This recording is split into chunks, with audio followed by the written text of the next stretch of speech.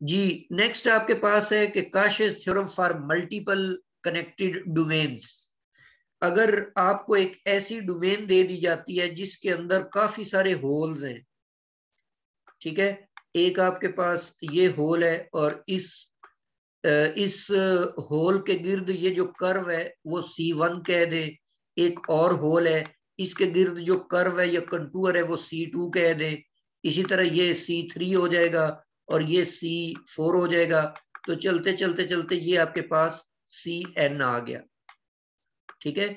ये आपके पास इसमें n होल्स हैं, तो ये C0 C1 up to Cn are simply closed curve with a positive orientation such that ये C0 C1 और up to Cn ये सारी की सारी कर्व्स C के इनसाइड ली हुई हैं आपने। मतलब ये जो बड़ी कर्व है ये C है, बाकी सारी इसके अंदर है।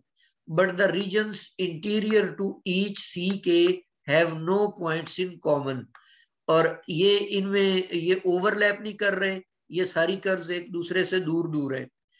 If f is analytic on each contour and at each point interior to C but exterior to all CK, इसका मतलब ये है कि ये जो सारा फंक्शन है वो C1 के अलावा बाकी हर जगह पर एनालिटिक है, इसी तरह C2 के अलावा बाकी हर जगह पर एनालिटिक है। अगर ऐसी कंडीशन बन जाए तो ये जो C के अराउंड इंटीग्रल होगा उस इंटीग्रल को इन तमाम कर्व्स के इंटीग्रल अराउंड इंटीग्रल के सम के तौर पर लिखा जा सकता है। तो ये मल्टीपली कनेक्टेड डोमेन्स के अंदर इस तरह से ये काशिस थ्योरम अप्लाई करेंगे। जैसे नीचे मैंने एक और एग्जांपल दी है कि इसके अंदर मिसाल के तौर पर 2 होल्स हैं।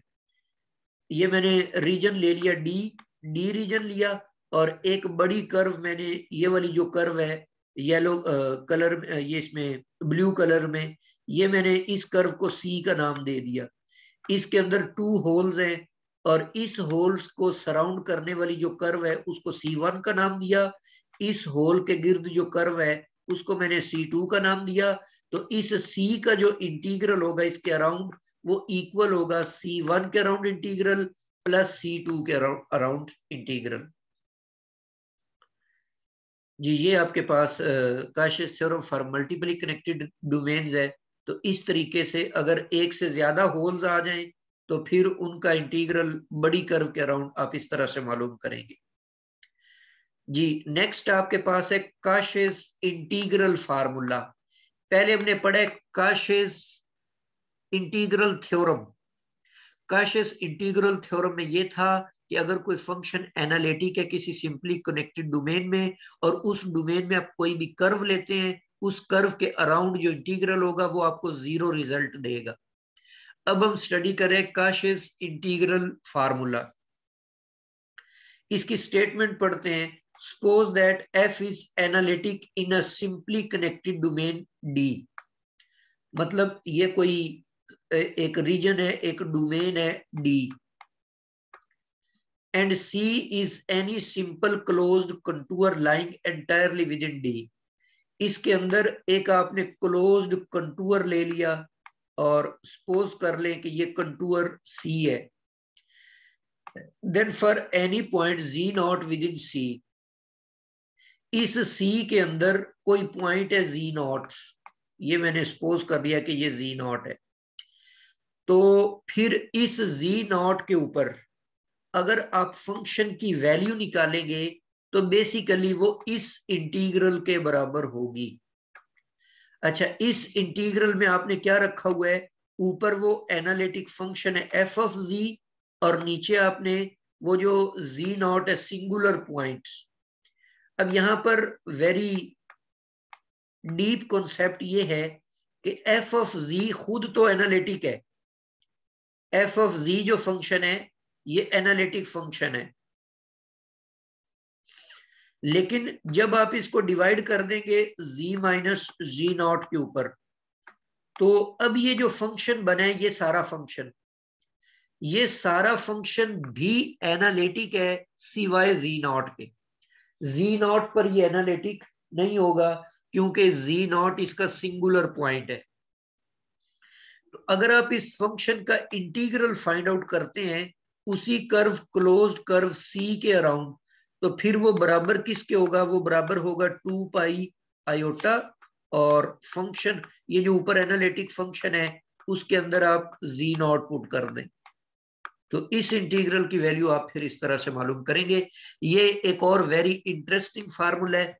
जो काशेस इंटीग्रल थ्योरम था वो जस्ट एनालिटिक फंक्शन या एंटायर फंक्शन के इंटीग्रल्स को जीरो प्रूफ करने के लिए था, लेकिन काशेस इंटीग्रल फार्मूला जो है ये उन फंक्शंस के इंटीग्रल्स फाइंड आउट करने का एक बेस्ट वे प्रोवाइड करता है। जैसे मिसाल के तौर पे नीचे एक एग्जांपल आपको दी हुई है जी, इसके अंदर आपने करना क्या है, इस इंटीग्रल को आपने इवेलुएट करना है। यहां पर सी जो है ये एक ऐसा सर्कल है जिसका रेडियस 2 है और सेंटर ओरिजिन के ऊपर है।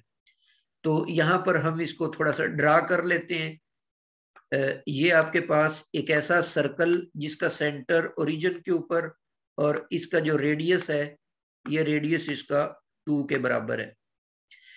अब ये जो न्यूमरेटर है इसका, जो ऊपर लिखा हुआ फंक्शन है, ये एक पोलिनोमियल फंक्शन है। एफ ऑफ जी यहां पर being a polynomial analytic at all points of this circle. क्योंकि पोलिनोमियल फंक्शन होते ही एंटायर है, सारे कॉम्प्लेक्स प्लेन पर ये एनालिटिक होते हैं, इसीलिए ये एक सर्कल जो आप लेंगे उस पर भी वो एनालिटिक होंगे। और अब आ जाए नीचे डिनोमिनेटर पर, यहां पर जो पॉइंट है इसको आप स्टैंडर्ड फॉर्म में लिखेंगे तो दरमियान में माइनस लगाने के लिए आयोटा के साथ आ जाएगा माइनस, तो जी नॉट की वैल्यू बन जाएगी माइनस आयोटा। अब माइनस आयोटा कहां पर होगा? ये यहां पर होगा नेगेटिव वाई एक्सिस पर।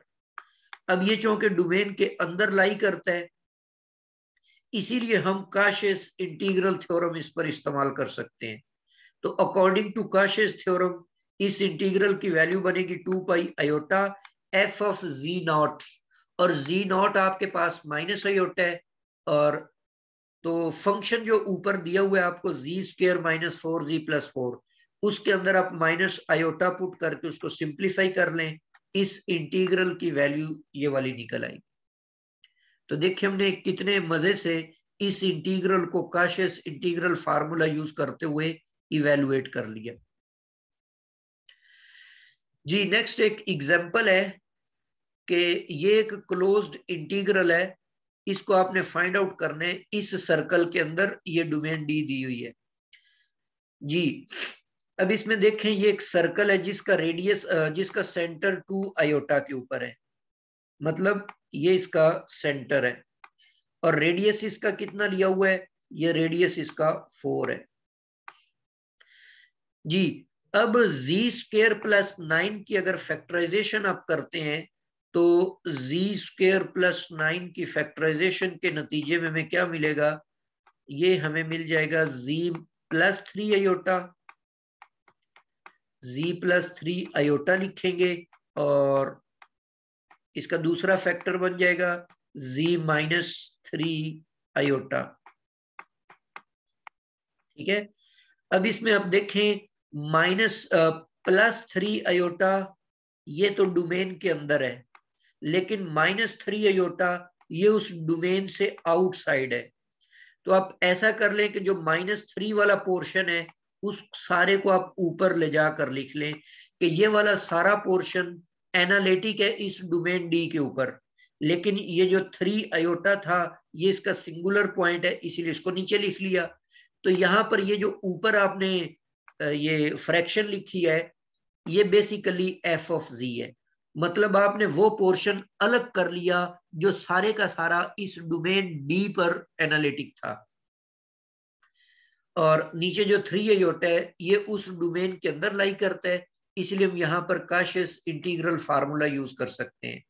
तो 2 पाई आयोटा लिखेंगे और फंक्शन की वैल्यू 3 आयोटा पर मालूम कर लें। तो ये जो फंक्शन था ये जी है, इधर भी 3 आयोटा लगा दें, नीचे भी 3 आयोटा लिखेंगे, तो ये सारी एफ ऑफ 3 आयोटा की वैल्यू निकल आई। तो इसमें 3 आयोटा कॉमन लेकर इसे कैंसिल कर दे, 2 आएगा नीचे, वो 2 इस 2 से कट जाएगा, तो पाई आयोटा इस इंटीग्रल का रिजल्ट निकल आएगा। तो ये हमने इस एग्जाम्पल को इंटीग्रल थ्योरम को यूज करते हुए इवेलुएट कर लिए। अच्छा, नेक्स्ट आपके पास है काशिस इंटीग्रल फार्मूला फॉर डेरिवेटिव्स।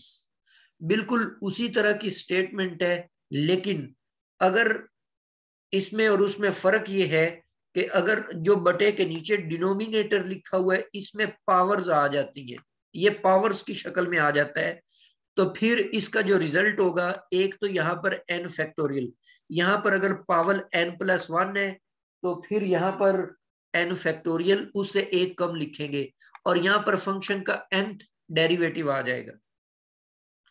मिसाल के तौर पर इस इंटीग्रल को आपने इवेलुएट करना है, यूनिट सर्कल दिया हुआ है, इसकी डोमेन कौन है, यूनिट सर्कल इसकी डोमेन है। यूनिट सर्कल ऐसा सर्कल होता है जिसका रेडियस 1 है और इसका सेंटर जो है वो रीजन के ऊपर है।